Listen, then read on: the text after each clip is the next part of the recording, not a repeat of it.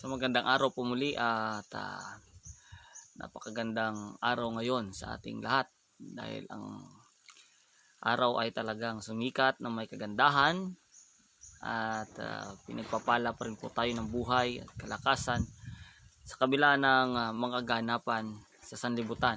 Ano po? Sa mga lumalaganap na mga karamdaman sa kapanahon ito, sa mga nag-aaral po ng propesiya, mga pangkasalukuyang katotohanan, kayo aming pong binabati mula po sa Prophetic Advent Movement ng isang magandang araw po at pagpapala mula sa ating buhay na Diyos at makapangyarihang sa lahat ang siyang sumaating lahat.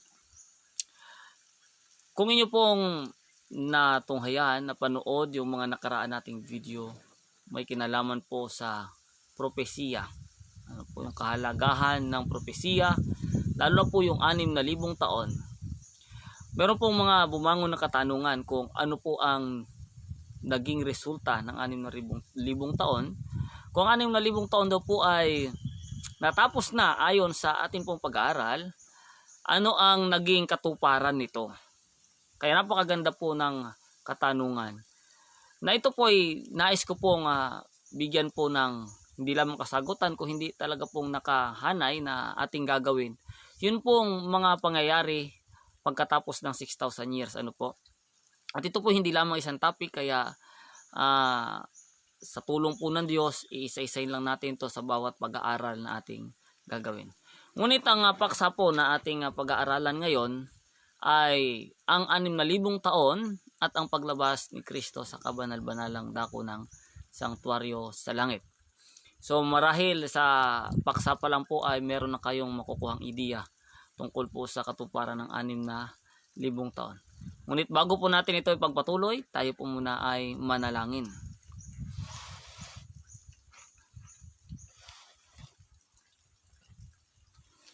O Diyos na makapangyarihan ka po sa lahat, ang iyong tahanan ay nasa kaitasan ng kalangitan. Sa araw na ito, amin pong ipinaiilang lang ang amin pong papuri, pasasalamat sa iyong dakilang pangalan.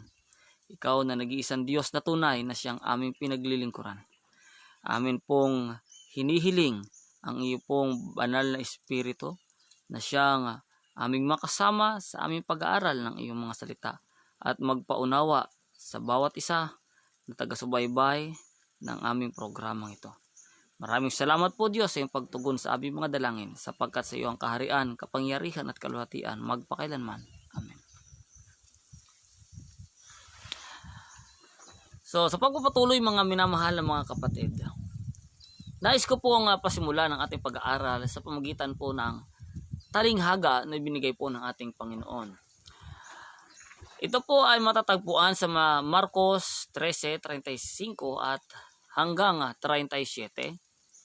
At ito po ay tungkol doon sa pinagkatiwalaan ng Panginoon ng sangbahayan na mga alipin na sila hinabilinan, iniwan sa kanila ang tahanan.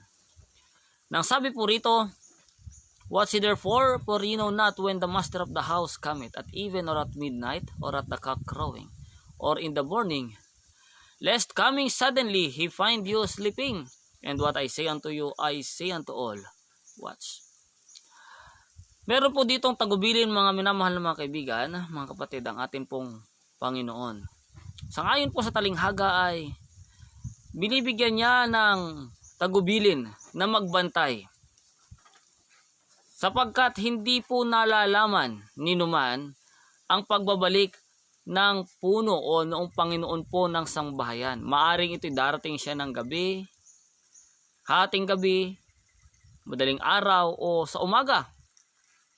At kung hindi natin alam, ay maaari tayong madatnang natutulog. Kaya ang sabi niya, ano man ang sinasabi ko sa iyo, what I say unto you, I say unto all, watch. Kasabagay nito ay atin pong tutunguhan kung ano po ba yung tinuturo sa atin, kung ano po ba yung pinababantayan sa atin ng ating Panginoon upang hindi tayo madatnang nangatutulog. Subalit bago natin po yun tunguhin, atin mo nang pong bigyan ng pansin yun pong dalawang klase ng alipin o dalawang uri po ng alipin na binigyan po ng tagubili na ito. Dito po sa aklat po ng Mateo, meron pong dalawang alipin. Yung isa ay tapat, yung isa ay masamang alipin. Na matatagpuan po yan sa Mateo 24:45 hanggang 47 at Mateo 24:48 hanggang 41. Dito po sa tapat na alipin, ito yung ating uunahin. Ang sabi po rito, sino ang tapat at matalinong alipin? Hindi ba't ang pinamamahala ng kanyang Panginoon upang magpakain sa iba pang mga alipin sa takdang oras o sa takdang panahon? Yun po palang alipin na nagpapakain ng nasa tamang oras. Ito pala ay mabuti. At pinagkakatiwalaan po pala ito ng kanyang amo, ng kanyang Panginoon.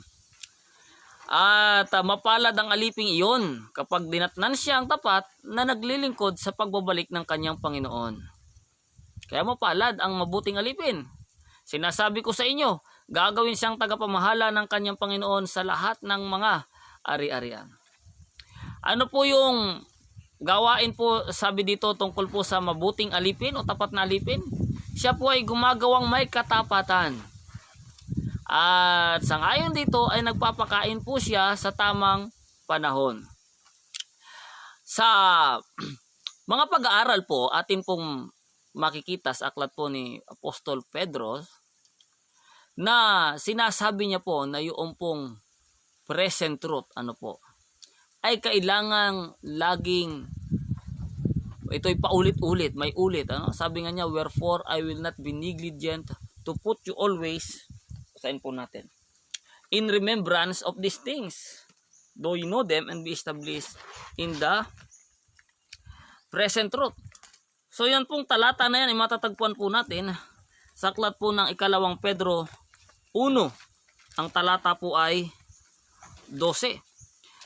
Kaya nga po mga minamahal na kapatid, yun pong pagkain sa kapanahunan, kung atin po pag-aaralan, ito po'y tumutukoy doon sa present truth. Kaya nga po doon sa mga una nating video, ay pinag-aralan po natin yung present truth. Ano yung kahalagahan po ng pangkasalukuyang katotohanan. At ito ba ay tinuturo pa ng mga tagapagturo. Sapagkat ang sabi dito sa Mateo 24, yung tapat na alipin po ay nagpapakain sa tamang kapanahonan. Na ibig sabihin, nagbibigay siya ng tamang pagkain. Hindi panis. Ibig sabihin, hindi bahaw ang kanyang pinapakain. At ano naman po yung panig ng masamang alipin? Sabi po dito sa talatang 48 hanggang 51, ngunit kung masama ang aliping iyon, sasabihin niya sa kanyang sarili, matatagalan pa ang pagbabalik ng aking Panginoon. Kaya't sisimulan niyang bugbugin ang mga alipin at makikipagkainan at makipag-inuman sa mga lasenggo.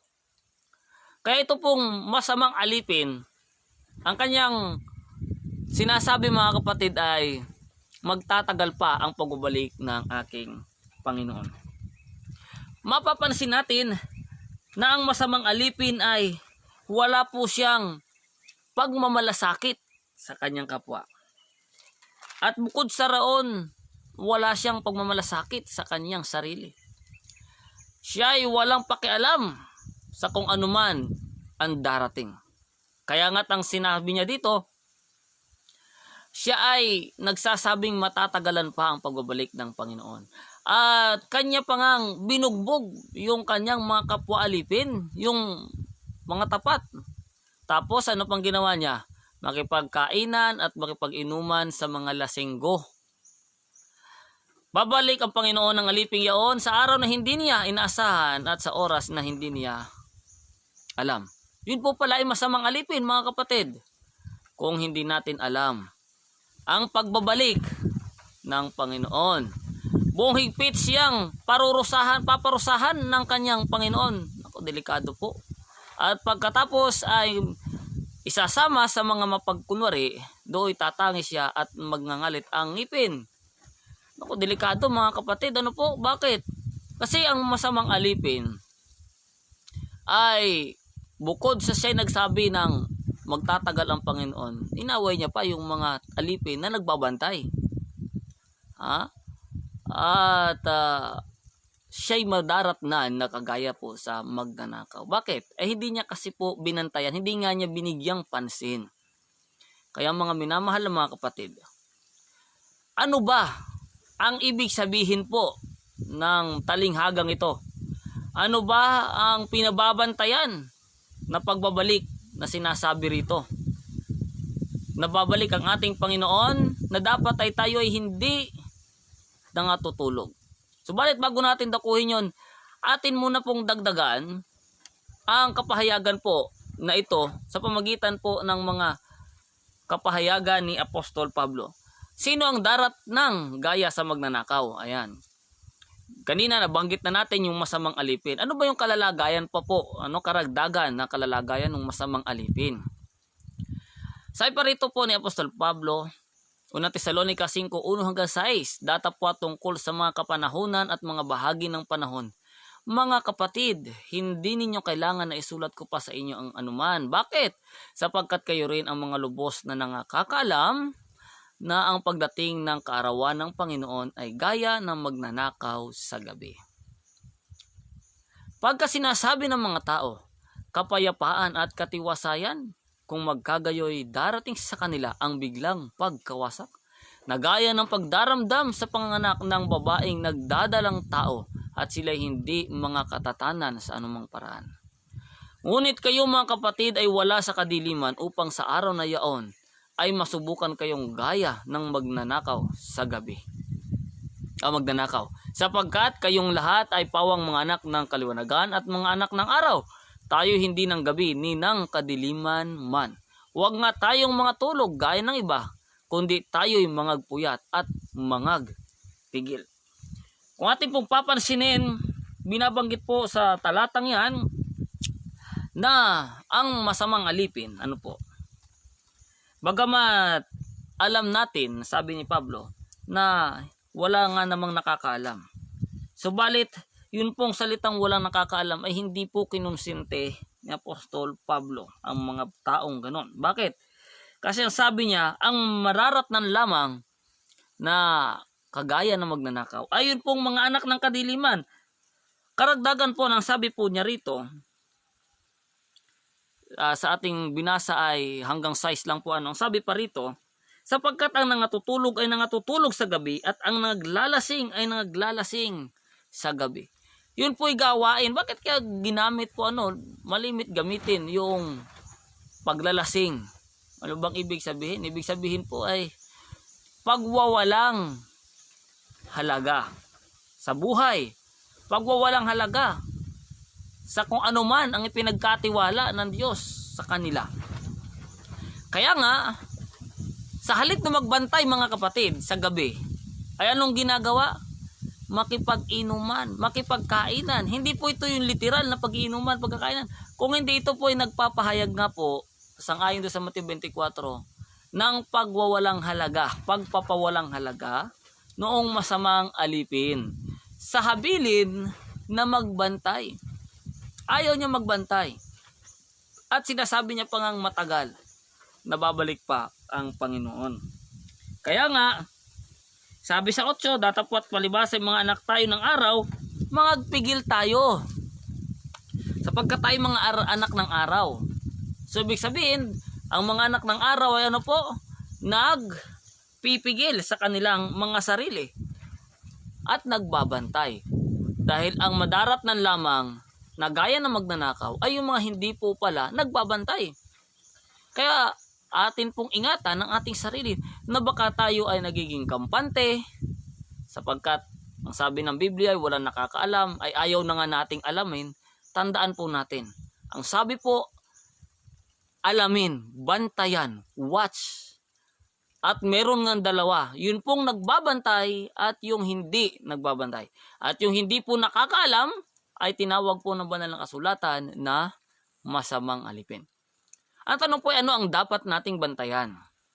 Sabi po rito, Jesus has left us word. Watch ye therefore, for ye know not when the master of the house cometh. at even or at midnight, or at the cock crowing, or in the morning, lest coming suddenly he find you sleeping. And what I say unto you, I say unto all, watch. Kaya binanggit po, kinuot po yung nasa Marcos. We are waiting and watching for the return of the Master, who is to bring the morning, lest coming suddenly he find us sleeping.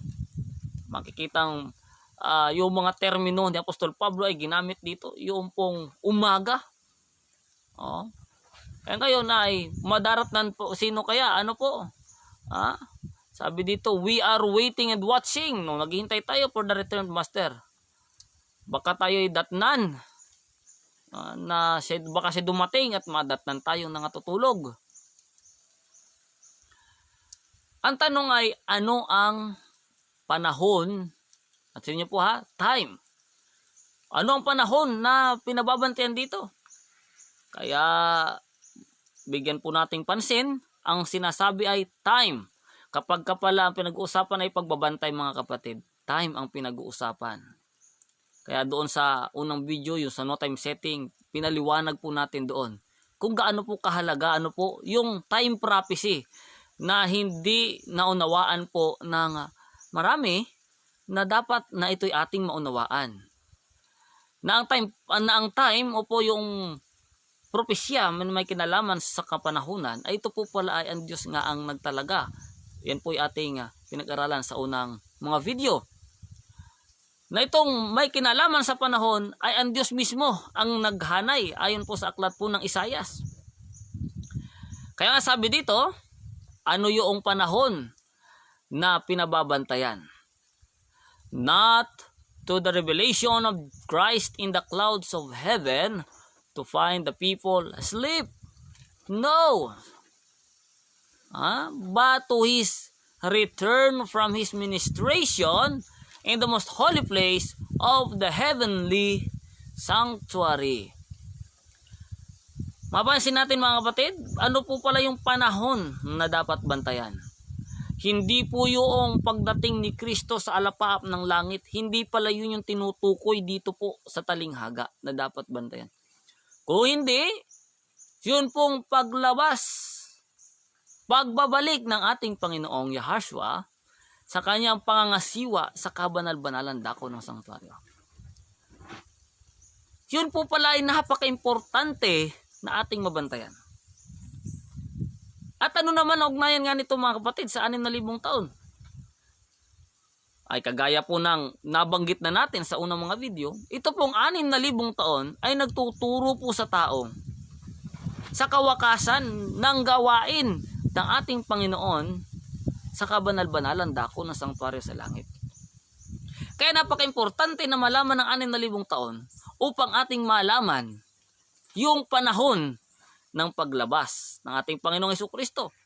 Sapagkat baka tayo ay maging kagaya ng masamang alipin na walang kaalam-alam, dumating ang kanyang Panginoon at nadat ng nangatutulog. Ibig sabihin, pabanjing-banjing sa ating pananampalataya, lumalaban sa katotohanan, at hindi napabanal ng katotohanan ang ating mga pamumuhay. Bakit? Kasi nga ang nasa isip, magtatagal pa, hindi pa ito.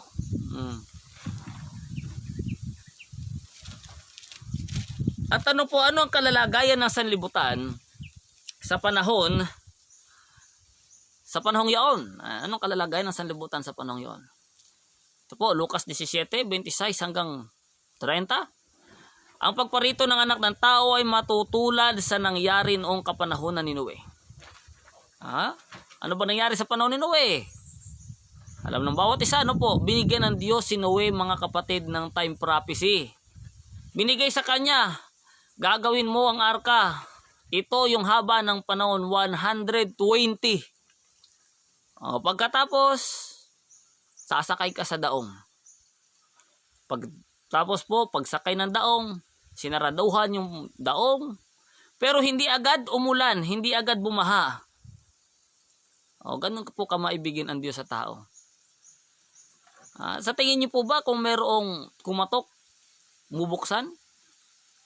Ako po ay nakakasiguro mga kapatid na kung merong kumatok sa panahon ni Noe sa arka, nung bago umulan mga kapatid, kahit sarado na, bubuksan po ng anghel.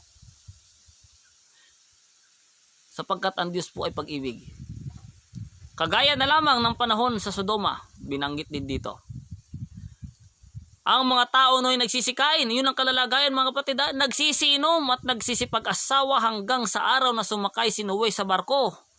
Dumating ang baha at namatay silang lahat. Gayon din ang nangyari noong panahon ni Lot. Ang mga tao ay nagsisikain, nagsisiinom, bumibili, nagtitinda, nagtatanim at nagtatayo ng bahay. Normal, ano po?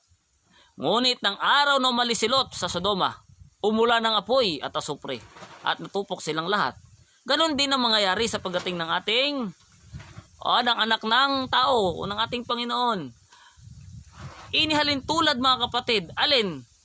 Yung paglabas. Tandaan natin yung sinabi kanina doon sa Testimonies, page 190, paragraph 1, ang sinasabi po para roon na kailangang bantayan na pagdating ng anak ng tao ay hindi yung pagdating niya sa lupa, sa second coming, kung hindi yung kanyang paglabas. At sa kanyang paglabas, madaming madaratnan pong hindi handa. Bakit? Kasi nga hindi po nagbantay. Kaya mangyayari kagaya sa panahon ni Noe. Ano ba nangyari sa panahon ni Noe? Nakita dito, sabi nga, nangamatay silang lahat. Nagsisikain, nagsisiinom. Gawain nung masamang alipin. Ano po? Kasi yung pinapakita dito, wala silang pakialam. Hanggang si Noe sumakay na sa daong. Dumating ang baha, patay. Sa panahon ni Lot, ganon din po mga minamahal ng mga kapatid. Pansinin natin sa panahon ni Lot ang kwento. Matatagpuan po yan sa Genesis chapter 18. Nakipagnegosasyon si Abraham. Ano po doon sa isang kausap niya doon sa Diyos. Sabi ng kausap ni Abraham, ililihim ko baga ang aking panukala? Ay siyamang ikaw ay aking kaibigan. At tumanto nga mga kapatid na nung malaman ni Abraham ay naalala niya nga si Lot. At hindi lang si Lot, kung hindi, siyempre, ang mga tao. Sapagkat ito si Abraham po ay isang taong tapat, mahabagin, at puspos po ng pananampalataya. Kaya nakipagnegosasyon, ang sabi niya, kung meron bang ganitong dami, ay hanggang dumating sa 10. Pababa ng pababa mga kapatid. Kung merong 20, hanggang 10 na, hanggang mababa pa, meron bang ganun ay iyong itutuloy ang iyong programa ng pagsunog? Kaya sabi ng Diyos ay hindi ko itutuloy. Alang-alang doon sa nalalabi. Kaya mapapansin natin mga kapatid, ang Diyos ay laging nagbibigay ng babala. Ang problema, mayroong masamang alipin.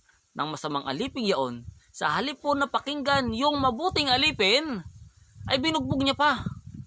Dahilan sa ayaw niyang malaman, sa hindi niya pagkaalam, o dahil sa ayaw niyang pagkaalam o alamin ang pagdating ng kanyang Panginoon. Kaya nagagalit siya. Ang sabi pa rito sa patuloy, Great Controversy 491 paragraph 1, the righteous and the wicked will still be living upon the earth in their mortal state. Yun yung panahon, kagaya ng panahon ni Noe, kagaya ng panahon ni Lot.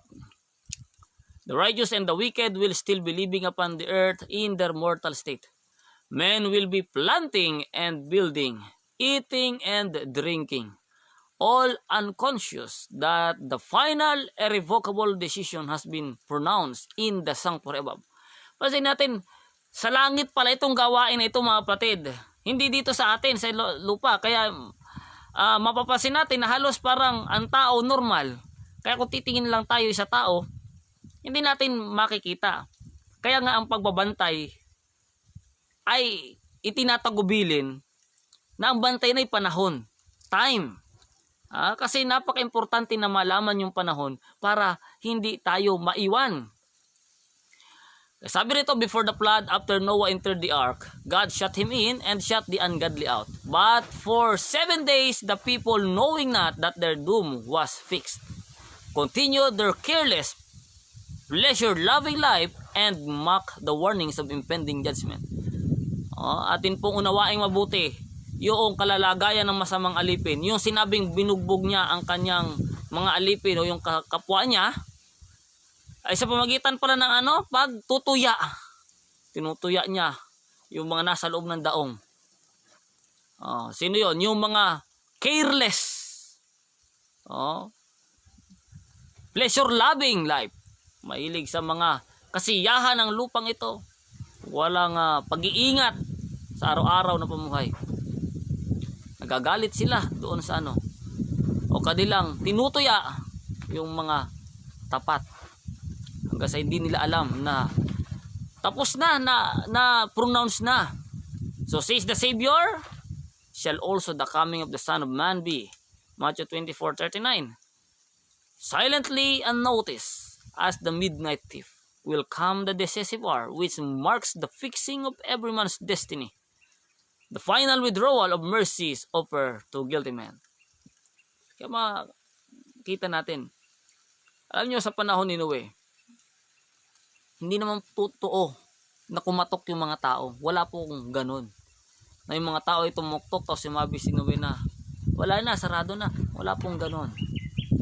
Bagkus, sa pagkapili pa lang at pagkatawag ng Diyos kay Noe, nalalaman niya na si Noe lamang ang tapat. Kaya ang sabi ng Diyos, ikaw lamang ang nakita kong tapat sa henerasyong ito.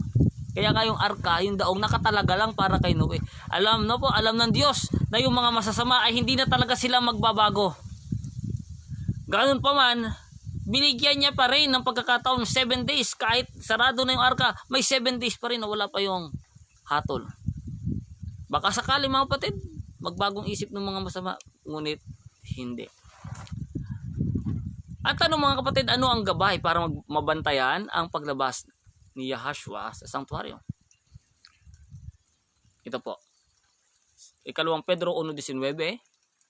We have also a more sure word of prophecy, whereunto ye do well, that ye take heed, as unto a light that shineth in a dark place until the day dawn, and the day star arise in your hearts. So, merong kaming panatag na salita ng hula na mabuti ang inyong ginagawa kung ito'y inyong sinusundan.